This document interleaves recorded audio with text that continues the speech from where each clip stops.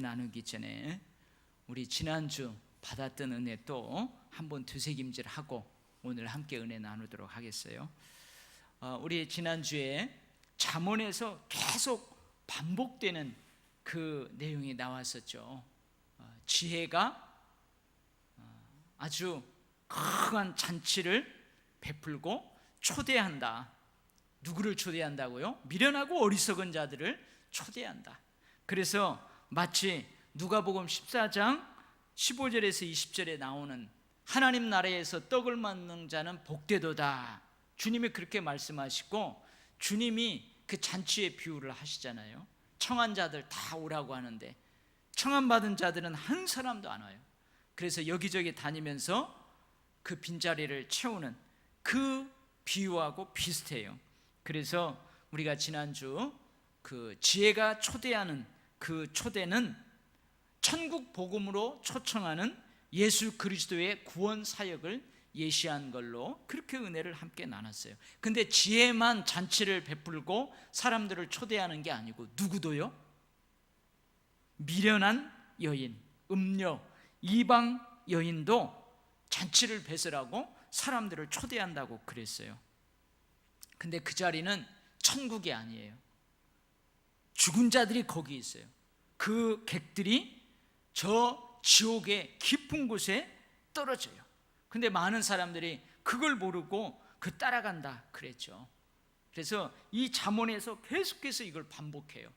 그래서 우리가 이단이나 사이비 또 하나님과 반대되는 삶의 가치관이나 삶의 태도, 거기에 우리가 빠지면 안 된다. 우리가 함께 은혜를 나눴어요. 그리고 여러분 책망하지 말라고 권면을 했죠. 어떤 사람들은 책망하지 말래요? 거만한 자, 악인은 책망하지 말래요. 무슨 말이에요? 지혜의 교훈을 멸시하는 사람들, 지혜로운 삶을 조롱하는 사람들, 지혜를 적극적으로 회방하는 사람들, 이러한 사람들은 어떻게 해요? 충고하지 말고, 징계하지 말고, 책망하지 말고 내버려 두라고 그랬어요. 왜요? 자칫 그렇게 하다가는 그 훈계하고 징계하고 충고하는 사람이 능욕을 받고 미움을 받고 오히려 그 사람들이 그 훈계하는 사람을 흠집낸다 그랬어요. 그래서 마태복음 7장 6절의 말씀처럼 거룩한 것을 뭐에게 주지 말라고요? 개한테 주지 말고 너희 진주를 돼지 앞에 던지지 말라. 그것을 밟고 그것을 찢어 상하게 할까 염려하노라.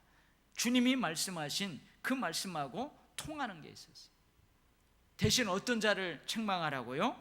지혜 있는 자를 오히려 책망하라고 그랬어요. 오히려 열린 마음을 갖고 수용하는 사람들, 받아들이는 사람들, 그 자세가 되어 있는 사람들, 그 사람들을 책망하라. 그렇게 우리가 지난 주에 함께 은혜를 나눴어요. 이제 오늘 본문은요, 새로운 또 이제 교훈이 시작돼요. 솔로몬의 잠언이라 하면서 1장에서부터 9장까지는 조금 다른 분위기로 이제 우리를 교훈합니다. 근데 오늘 10장 전체를 읽지는 않았는데 이 10장은요 대조의 문장을 통해서 교훈하고 있어요. 뭐냐면 오늘 이 10장은 뭐 주제가 있는 게 아니에요. 뭐 1절에서부터 5절까지는 어떤 주제, 6절에서부터 10절까지는 어떤 주제, 그 주제가 있는 게 아니에요. 그리고 설득하기 위해서, 어떤 논리적으로 설득하기 위해서 예화를 쓰고 있다든지 무슨 그 당시에 그 문화적인 어떤 삶의 양태를 예로 든다든지 뭐 그런 것이 없어요. 뭐가 있어요? 서로 대조되는 그 문장을 통해서 우리에게 충고하고 있습니다. 그래서 오늘 제가 설교의 제목을 뭐라고 정했냐면 두 가지 길, 그렇게 정했어요. 근데 이 길은 잠언에서 뭘 상징한다고 그랬어요? 길은 뭘 상징한다고 그랬어요? 삶의 태도, 삶의 방법, 그 다음에 가치관을 상징한다고 그랬어요. 그러니까 두 가지 삶의 태도가 있다는 거예요. 두 가지 삶의 양태가 있다는 거예요. 이러한 가치관을 가지고 살아가는 사람도 있고 저런 가치관을 가지고 살아가는 사람도 있다, 그 말이에요. 물론 이 딱 두 가지만 있는 것은 아니에요. 우리가 삶을 살아갈 때 여러 삶의 태도를 찾아볼 수 있어요. 많은 사람들에게서 그 삶의 여러 가지 방식들을 우리가 볼 수 있어요. 가치관도 딱 두 가지만 있는 게 아니고 다양한 가치관이 있어요. 근데 그 삶의 태도, 삶의 양태, 그 가치관이 서로 대립되는 경우가 있다, 그 말이에요. 그래서 오늘 사실은 1절부터 32절까지 다 그런 구조로 우리를 교훈하고 있어요. 근데 제가 16절까지 하면은 딱 10장의 반절 정도 되겠다. 그래서 반절은 오늘 하고 반절은 다음 시간에 하려고 16장에서 끊었어요. 그래서 오늘 서로 대립되는 것을 대조하면서 우리가 함께 그 은혜를 나누도록 그렇게 하겠어요. 근데 1절에서부터 16절까지 그렇게 쭉 제가 설교를 준비하다 보니까 그래도 공통된 게 있어요. 주제는 없지만 이 구절, 이 구절, 이 구절, 이런 구절들은 어떤 주제로 묶을 수 있겠구나. 그래서 제가 나름대로 몇 가지 주제로 그 절들을 모아봤어요. 그래서 그 절들을 모아가지고 이러한 주제로 함께 한 절 한 절 살펴보면서 은혜를 나누도록 하겠어요. 먼저 뭐하고 뭐를 대조하고 있냐면 지혜와 명철, 이것하고 미련함과 어리석음을 서로 대조하고 있어요. 지혜와 명철, 이것하고 미련함과 어리석음을 서로 대조하고 있는데 한번 한 구절 한 구절 이 대조하면서 우리에게 충고하는 그 구절들을 한번 살펴보도록 하겠어요. 자, 먼저 1절을 한번 보세요. 1절 10장 1절 솔로몬의 잠언이라 해놓고 그 다음에 나오죠. 같이 읽어봐요. 시작. 지혜로운 아들은 아비를 기쁘게 하거니와 미련한 아들은 어미의 근심이니라. 여기에서는 뭐가 대조되고 있어요? 지혜로운 아들과 미련한 아들이 대조되고 있어요. 여러분, 지혜로운 아들은 어떻게 하는 아들이 지혜로운 아들이에요? 아비를 기쁘게 하는. 아니, 사실은 그 아들이 지혜롭기 때문에 아비가 기뻐해요. 어미가 기뻐해요. 그래서 지혜로운 아들은 부모님의 영광이에요. 부모님의 영광이에요. 근데 미련한 아들은 뭐래요? 미련한 아들은 어미의 근심이에요. 어미의 근심이에요. 부모를 비통하게 해요. 이것을 서로 대조하고 있어요. 그러면 여기에서 지혜로운 아들은 공부 잘하는 아들이냐? 그거 의미하는 거 아니에요. 학교에서 1등하는 아들이냐? 그거 의미하는 거 아닙니다. 그럼 여기서 미련한 아들은 공부 못하는 아들이냐? 1 더하기 1도 모르는 아들이냐? 학교에서 맨날 꼴등하는 아들이냐? 그런 의미는 아닙니다. 잠언에서 지혜, 자면에서 미련함은 제가 또 설명 안 해도 여러분 익히 알고 있어요. 지금까지 1절에서부터 이 10장까지 달려오면서 여러분들 지혜가 뭔지, 미련함이 뭔지, 명철함이 뭔지, 어리석음이 뭔지 다 여러분들 알고 있어요. 지혜로운 아들은 부모님을 기쁘게 한대요. 부모님의 영광이 돼요.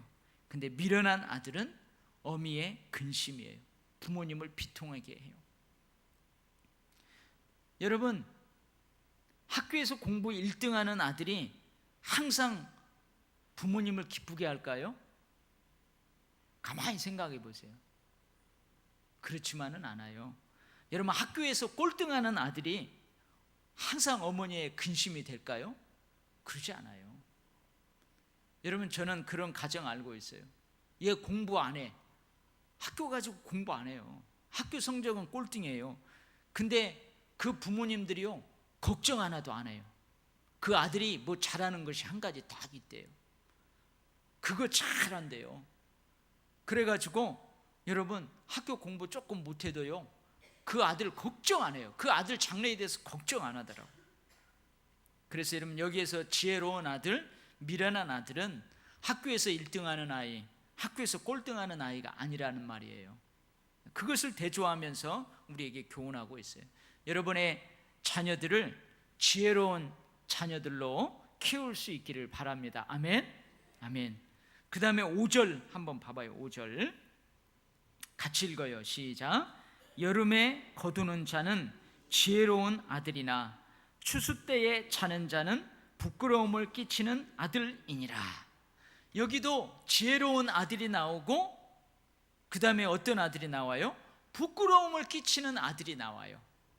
여기서 지혜로운 아들은 뭘 이야기하는 거예요? 여름에 거두는 자. 여기서 여름은요 추수 때를 의미해요.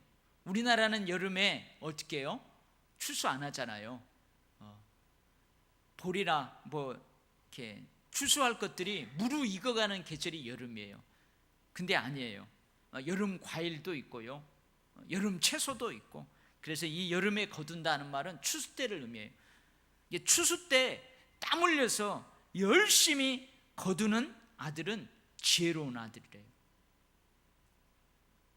학교에서요 꼴등하는 아이들도요 이 추수 때에 열심히 일해야 된다 그거 알고요 열심히 일하는 자는 지혜로운 아들이에요. 이 부끄러움을 끼치는 아들은 추수 때하고 관련해서 어떻게 한대요? 추수 때에 잔대요. 아이고 지금 저 참외 지금 안 따면은 장마가 오고 곧 썩을 텐데 저 참외 무르익었어요. 노랗게 먹음직스럽게 익었어요. 아 그거 따야 돼요. 방학도 했겠다. 아이들 오늘 일 좀 해야 돼. 일꾼도 없다. 근데요 이놈의 자식들이 자요 자. 여기에서 추수 때에 잔다는 말은 뭐냐면 기절하듯 깊이 잠을 잔다 그런 의미가 있대요. 상황 파악 못해요. 지금이 추수 때인지 잠자야 될 때인지 모르고 그렇게 있대요. 그럼 이게 참 부끄러움을 끼치는 아들이래요. 여러분 다시 한번 여러분의 자녀들이 부지런한 자녀들이 될 수 있기를 축복합니다. 아멘. 그 다음에 18절 아니 8절 봐요. 그냥 8절 말씀 같이 읽어봐요. 시작. 마음이 지혜로운 자는 계명을 받거니와 입이 미련한 자는 멸망하느니라. 여러분 지혜로운 마음을 가진 사람은 계명을 받는다 이 말이에요. 무슨 말이에요? 지혜로운 마음을 가진 사람은 활짝 열린 마음으로 교훈을 받는다 이 말이에요. 그것이 나를 책망하는 말이든 나를 칭찬하는 말이든 나를 위로하고 격려하는 말이든 그것이 나의 잘못된 삶을 아주 도려내는 수술 칼과 같은 마음을 헤비파는 막 지금 당장 듣기에는 마음을 아프게 하는 말일지라도 여러분 그 말씀을 듣는다 이거예요. 그게 지혜로운 자예요. 미련한 자는 어떻게 한다고요? 미련한 자는 멸망하리라. 안 듣는다는 거죠. 미련한 자는 안 들어요. 오히려 지혜 있다고 입을 벌리는데요 저 뒤에 가서 또 나오는데 이 미련한 자는 안 받아요. 뭘 모르는 거예요. 자기가 지혜롭다고 생각해요. 자기가 명철하다고 생각해요. 그러니까 누가 이야기하면 안 들어요. 귀를 듣고 안 들어요. 들어보지도 않고 내가 다 아는 것인데 뭐 나도 다 알아. 나도 해봤어. 안 들어요. 이 미련한 사람이에요. 그 다음에 13절 같이 한번 읽어봐요. 13절 시작. 명철한 자의 입술에는 지혜가 있어도 지혜 없는 자의 등을 위하여는 채찍이 있느니라. 명철한 자의 입술에 지혜가 있다. 이제 또 저기 14절하고 좀 통해요. 그래 14절에서 이야기하고 지혜 없는 자의 등은 채찍이 있다. 이게 무슨 말일까요? 지혜 없는 자의 등은 채찍이 있다. 채찍이 기다리고 있대요. 미련하고 어리석은 자들, 이건 뭐예요? 그걸 고치기 위한 징계의 채찍이 늘 기다리고 있다 그 말이에요.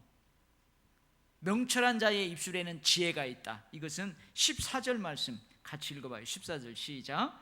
지혜로운 자는 지식을 간직하거니와 미련한 자의 입은 멸망에 가까우느니라.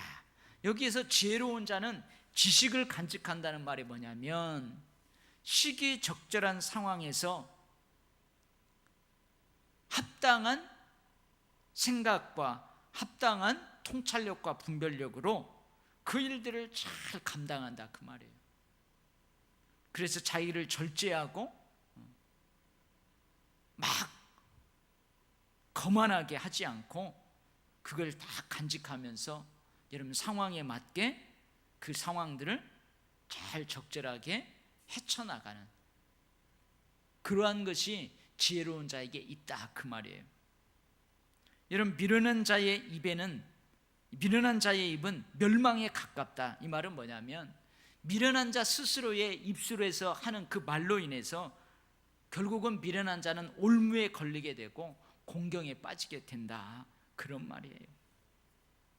여러분 우리 모두가 지혜와 명철을 소유한 자가 될 수 있기를 바랍니다. 아멘. 여러분의 자녀들, 손자녀들이 지혜와 명철한 그러한 사람으로 커가기를 축복합니다. 아멘. 그 다음에는요, 이제 게으른 자하고 부지런한 자, 딱 한 절인데요, 이미 앞에 살펴본 것하고 두 절이에요. 두 절. 한번 다시 봐봐요. 4절 말씀, 4절 같이 읽습니다. 시작. 손을 게으르게 놀리는 자는 가난하게 되고 손이 부지런한 자는 부하게 되느니라. 할렐루야. 여러분 이건 제가 설교 안 해도 다 알 거예요. 그 다음에 5절 말씀 다시 한번 읽어봐요. 아까는 지혜와 미련함, 어리석음하고 대조되는 말씀으로 읽었는데 오늘 이 게으름과 부지런함에 대조되는 말씀으로도 한 번 더 읽어요. 5절 말씀 시작. 여름에 거두는 자는 지혜로운 아들이나 추수 때에 자는 자는 부끄러움을 끼치는 아들이니라. 여러분 지혜로운 사람은 부지런해요. 명철한 사람은 부지런해요. 여러분 그렇지 않은 사람은 게을러요. 미련한 사람, 어리석은 사람은 게을러요. 그래서 어떻게 해요? 부지런한 사람은 부하게 되어 있어요. 가난한 사람은 게으른 사람은 가난하게 되어 있어요. 있는 것까지도 빼앗기게 되어 있어요. 여기 부지런한 자는 뭐냐면 손이 쫙 펴져 있다 그런 의미예요. 손이 게으른 자는요, 손이 꽉 오므라져 있다 이거예요. 손이 쫙 펴져 있다는 말은 손과 발을 열심히 움직여서 성실하게 땀 흘려 일한다는 말이에요. 손이 오므라져 있다는 말은 뭐예요? 안 핀다는 거죠. 여러분 모두가 부지런한 자로 살 수 있기를 바랍니다. 아멘. 부지런한 자가요 하나님의 축복을 받고 부지런한 자가 여러분 곤고함, 핍절함이 없이 살 수 있어요. 그 다음에 이제 많은 오늘 10장에서 부분이 나오는데 의인과 악인을 대조하면서 우리를 교훈하고 있어요. 의인과 악인. 자, 3절 같이 한번 읽어보겠어요. 시작. 여호와께서 의인의 영혼은 줄이지 않게 하시나 악인의 소욕은 물리치시느니라. 의인은요 하나님의 은혜로 영적인 것뿐만 아니고 육적인 삶에서도 풍성함을 경험하게 된다 그 말이에요. 하나님께서 줄이지 않게 하신다 그 말이에요. 악인의 소욕은 하나님께서 물리치신다. 이 말은 뭐냐면은 탐욕에 사로잡혀 가지고요 재물을 얻는데 불법하고 부당한 방법으로 얻는 그 악인은 결국은 어떻게 된다고요? 모든 것을 다 상실하게 된다. 지금은 많이 쌓은 것 같아요. 근데요 나중은요 그거 다 상실하게 되고 결국은 하나님 앞에서 심판으로 인한 핍절함을 경험하게 될 거다 그래요. 여러분 우리가 아무리 조금 부족하더라도, 여러분 우리가 조금 압박을 받더라도, 조금 쪼들림을 받더라도, 여러분 재물을 얻는 데 있어서 우리가 탐욕에 사로잡히면 안 될 줄 믿습니다. 여러분, 남들이 다 그런다고 해가지고 불법 부당한 방법으로 우리가 그렇게 재물을 얻는 거 하나님이 결코 기뻐하지 않습니다. 그래서 그렇게 하지 말라, 이 대조를 통해서 그렇게 하지 말라고 우리에게 교훈하는 거예요. 그 다음에 6절 말씀 같이 봅니다. 6절 말씀 시작. 의인의 머리에는 복이 임하나 악인의 입은 독을 머금었느니라. 이거 뭐 설명 안 해도 되겠죠. 그 다음에 7절 말씀 같이 읽습니다. 의인을 기념할 때에는 칭찬하거니와 악인의 이름은 썩게 되느니라. 이 말은 뭐냐면, 이제 그 앞에 6절은 살아있을 때에 주어지는 축복이라면 7절 말씀은 그 사람이 죽었어요. 죽은 다음에 주어지는 축복이에요. 의인의 이름 칭찬을 한다. 이 말은 뭐냐면, 이 의인이 의롭게 살다가 죽었어요. 그러면 후대의 사람들의 축복 속에 이 사람의 이름이 기억된다, 그 말이에요. 여러분, 늘 그래요. 어느 공동체에 가면, 그게 작은 공동체든 큰 공동체든, 여러분 그 공동체에 전해지는 이야기들이 있잖아요. 그죠? 여러분 가문에도 마찬가지예요. 교회에도 마찬가지예요. 어디 직장에도 마찬가지예요. 조그마한 공동체에는 전해지는 이야기가 있어요. 여러분, 악인의 이름은 썩게 된다. 이 말은 뭐예요? 후대 사람들의 기억에 없다는 말이에요. 그 사람 기억할 필요도 없어요. 사라졌다, 그 말이에요. 그 다음에 9절 말씀 같이 봅니다. 9절 시작. 바른 길로 행하는 자는 걸음이 평안하려니와 굽은 길로 행하는 자는 드러나리라. 여러분, 바른 길로 행하는 자는 뭐냐? 하나님께 순종하는 삶이에요. 하나님께 순종하는 삶. 여기 누가 와서 좀 도와줘 봐요. 바른 길로 행하는 자는 하나님께 순종하는 삶이에요. 자신의 삶을 숨길 필요 없어요. 꾸밀 필요가 없어요. 그렇게 사는 사람, 그렇게 바르게 사는 사람, 바른 길로 행하는 사람이에요. 그래서 이 바른 길로 행하는 사람은 의인하고 똑같은 사람이에요. 바른 길로 행하는 자가 의인이에요. 하나님께 순종하는 삶. 여러분, 자신의 삶을 굳이 숨기거나 꾸밀 필요가 없어요. 그런 사람의 걸음은 어떻게 된다고요? 평안해요. 늘 평안해요. 남들이 뭐라고 하더라도 나는 뭐 괜찮아요. 평안해요. 근데 굽은 길로 행하는 자, 이 굽은 길로 행하는 자는 누구냐? 악한 의도, 악한 계획을 가지고 은밀하게 어떤 것들을 숨기는 자. 이런 사람들은 어떻게 드러난대요? 아무도 모르게 은밀하게 그 악을 계획하고 악을 실행할 그 계략을 꾸민다 할지라도요, 결국은 알려지게 된다는 거예요.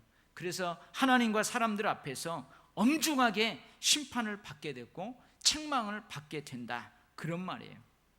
그 다음에 10절 말씀 같이 읽습니다. 시작.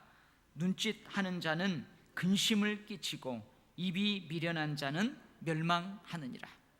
여러분, 딱 16절까지 읽으면서 10절만 대조되는 상황이 아니에요. 여러분, 눈짓하는 자, 입이 미련한 자, 서로 대조되는 게 아니에요. 같은 부류예요. 여기서 눈짓하는 자란 뭐냐? 속이는 자를 이야기하는 거예요. 악의를 가지고 눈을 깜빡거린다, 그런 의미가 있어요. 속이는 자를 의미하는 거예요. 여러분, 눈짓하는 자, 즉 속이는 자, 입이 미련한 자, 이런 사람들은 근심을 끼쳐요. 그런 행동으로, 또 그런 말로 사람을 근심시켜요. 그리고 결국은 자신도 멸망하게 돼요. 그 다음에 11절 말씀 같이 읽습니다. 시작. 의인의 입은 생명의 샘이라도 악인의 입은 독을 머금느니라. 여러분, 의인의 입에서 나오는 말은 생명의 샘이래요. 여러분, 이 생명의 샘은 뭘 생각하면 되냐면, 여러분 에스겔의 환상 속에 등장하는 물을 생각하면 돼요. 여러분 에스겔이 환상을 보죠. 성전 문 지방에서부터 물이 솟아나요. 그래서 그 물이 흘러가요. 발목을 적시고 무릎을 적시고 허리까지 적셔요. 이 물이 닿는 곳마다 모든 것이 다 살아나요. 물고기가 살고요, 모든 것들이 회복돼요. 열매들이 맺혀져요. 그러니까 의인이 하는 말은 사람들을 이렇게 살린다는 거예요. 사람들을 회복시킨다는 거예요. 열매를 맺게 한다는 거예요. 근데 악인의 입에서 나오는 것은 뭐예요? 독이 품겨져 나와요. 독이 품겨져 나와요. 그러니 여러분 살겠어요, 죽겠어요? 그 다음에 12절 말씀 같이 읽습니다. 시작. 미움은 다툼을 일으켜도 사랑은 모든 허물을 가리느니라. 설교할 필요 없어요. 여러분들 그냥 다 알 수 있는 말이에요. 16절 말씀 같이 읽어요. 시작. 의인의 수고는 생명에 이르고 악인의 소득은 죄에 이르느니라. 하나님의 뜻에 합당한 그 방법을 통해서 모은 소득, 얻은 재물, 그것은요 생명을 살리게 한다, 그 말이에요. 근데 악인의 소득은 그 악인의 소득 자체가 죄고요, 그것이 형벌이에요. 그래서 여러분 이 10장에서 악인과 의인, 그의 입술, 그의 마음, 그의 삶 서로 대조하면서 우리가 어떻게 살기를 바래요? 이 솔로몬은 우리 이 10장의 솔로몬의 잠언을 받는 우리가 이 대조의 문장들을 통해서 우리가 어떻게 살기를 바래요? 악하게 사는 것이 아니고, 악인으로 사는 게 아니고 의인으로 삶을 살기를 그렇게 원해서 우리를 교훈하고 있는 것입니다. 그 다음에요, 재물에 대해서, 마지막으로 재물에 대해서 대조를 이루고 있는데, 공의로운 재물과 불의한 재물, 이 대조를 이루고 있어요. 2절 말씀이에요. 2절 말씀. 2절 같이 읽어봐요. 시작. 불의의 재물은 무익하여도 공의는 죽음에서 건지느니라. 여러분, 부정하게 불법적인 방법으로 모은 재물은 잠시 내 육체의 안락함을 가져다 줄 수 있어요. 내 삶의 쾌락을 가져다 줄 수 있어요. 그러나 여러분, 지속적인 행복, 영원한 행복을 가져다 주지는 못합니다. 왜 그래요? 양심이 있거든요. 여러분, 부정하게 불법적으로 모은 재물, 그것은요 결국은 그 사람을 패망의 길로 나아가게 해요. 하나님의 공의로운, 정의로운 심판 앞에 서게 돼요. 반면에 합법적인 방법으로 모은 재물, 비록 여러분 조금 모을 수 있어요. 조금 모을 수 있어요. 그러나 그것이 티끌모아 태산이 되고요, 티끌모아 태산이 된 그 재물을 가지고 구제하는 등 여러 가지 하나님의 공의와 정의를 위해서 그걸 사용하면요 생명을 살리는 일이 돼요. 여러분, 이러한 선한 청지기의 정신을 가지고, 여러분 이러한 재물관을 가지고 여러분 재물을 잘 다스릴 수 있기를 축복합니다. 아멘. 15절 같이 읽습니다. 15절 시작. 부자의 재물은 그의 견공한 성이요 가난한 자의 궁핍은 그의 멸망이니라. 여기 부자의 재물도 여러분 전제가 있어요. 어떻게 부자가 된 거예요? 부정하고 불법을 통해서 부자가 된 게 아니고 하나님이 기뻐하시는 방법들로 그렇게 해서 부자가 되었어요. 그 부자의 재물은 그를 보호해요. 그의 힘이 될 수 있어요.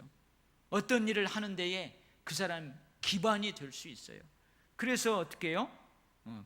부자의 재물은 그의 견고한 성이 될 수 있다, 그런 말을 하는 거예요. 여기 가난한 자의 궁핍은 뭘 이야기해요? 게으름을 이야기하는 거예요. 게으른 자. 그리고 설령 재물을 모았다 할지라도 부정하고 불법 방법으로 모은 그 사람, 그 사람은 결국은 가난하게 되고 결국은 파멸에 이르게 된다, 그 말이에요. 여러분, 근데 여기 부자의 재물, 가난한 자의 궁핍함, 그 다음에 의인의 소득, 악인의 소득, 그것은요 이 지혜를 통해서 우리가 얻는 그 소유에 대한 비유로 이해해도 괜찮습니다. 여러분, 지혜와 명철을 소유한 자에게 그 지혜와 명철은 그 사람의 삶에 견고한 성이 돼요. 지혜와 명철을 소유한 자에게 지혜와 명철은 그 사람을 보호해줘요. 그 사람을 울타리가 되어서 그 사람을 보호해줘요. 그러나 미련한 자, 어리석은 자의 지혜와 명철이 없는 삶은 결국은 그를 파멸로 이끈다, 그 말이에요. 여러분, 오늘 10장 1절에서부터 16절 말씀까지 어떤 주제가 없어요. 어떤 주제가 없어요. 그래서 한 절 한 절 대조되는 그 문장을 통해서 그래도 제가 한 주제로 이렇게 묶어서 한 절 한 절 읽으면서 은혜를 나누었습니다. 여러분, 우리가 삶을 살아갈 때 여러분 이분법적 사고, 이분법적인 생각, 이분법적인 가치관 여러분 많이 들어봤을 거예요. 이 이분법적인 가치관, 이분법적인 사고, 이분법적인 삶의 태도는 뭐냐면 흑백 논리예요. 흑백 논리. 뭐요? 검든지 희든지, 선하든지 악하든지, 좋든지 나쁘든지 이렇게 한다는 거예요. 여러분, 저 사람이 착하지 않아요. 그러면 저 사람을 나쁘게 본다, 그 말이에요. 여러분, 모든 상황과 사물에 대해서 좋으냐 아니면 나쁘냐, 이 두 가지로만 보는 그 삶의 태도를 이분법적인 삶의 태도라고 그래요. 중간 영역을 인정하지 않아요. 무시하는 거예요. 그러니까 이런 사람들은요 삶의 태도가 부정적일 수 있어요. 여러분, 좋게 안 보면은 나쁘게 보거든요. 저 사람에 대해서 한번 나쁘게 봤으면 끝까지 나쁘게 보는 거예요. 저 사람에 대해서 좋게 봤으면 저 사람이 조금 나쁜 행동을 해도 무조건 좋게 보는 거예요. 여러분, 이분법적인 사고는, 이분법적인 삶의 태도는, 가치관은 우리가 삶을 살아가면서 경계해야 돼요.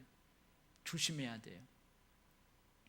그러나 우리가 삶을 살아가면서 서로 대립되는, 서로 대조되는 삶의 태도가 있어요. 삶의 양태가 있고 가치관이 있어요. 우리는 그러한 대조되는 삶의 태도, 그 가치관들을 가지고 살아가는 삶의 결과물들을 잘 봐야 돼요. 그러면서 우리가 어떻게 살아가야 될지를 거기에서 교훈을 얻어야 돼요. 오늘 10장 1절에서 16절이 바로 그런 대조적인 문장을 통해서, 대조적인 삶의 모습을 통해서 우리에게 교훈하고 있는 거예요. 여러분, 어쩌면 오늘 1절에서부터 16절은 여러분들도 다 아는 거예요.